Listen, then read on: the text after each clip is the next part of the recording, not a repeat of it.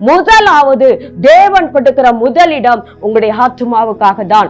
எப்பொழுது ஆதாம் பாவம் செய்தானோ அவனுடைய ஆத்துமா மரித்து போனது. இயேசு கிறிஸ்து வந்தது அந்த ஆத்துமாவை உயிர்ப்பிக்கும்படியாக, அந்த ஆத்துமா நித்திய ஜீவனை சுதந்திரித்துக் கொள்ளும்படியாக.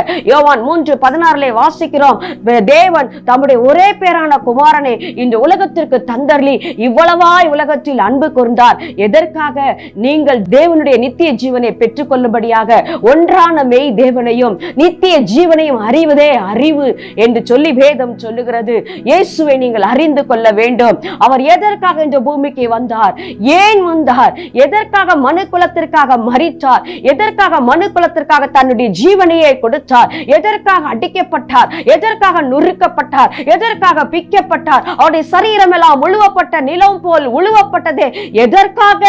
தேவ பிள்ளைகளே, நீங்கள் இந்த உலகத்திலே ஆசீர்வாதமாய் வாழ்வதற்காக மாத்திரமல்ல, நன்றாக தெரிந்து கொள்ளுங்கள், இம்மைக்கான ஆசீர்வாதத்திற்காக மாத்திரம் நீங்கள் தேவனை பின்பற்றுவீர்களே ஆனால் நீங்கள் பரிதபிக்கப்பட்டவர்களாய் இருப்பீர்கள் என்று சொல்லி வேதம் சொல்லுகிறது.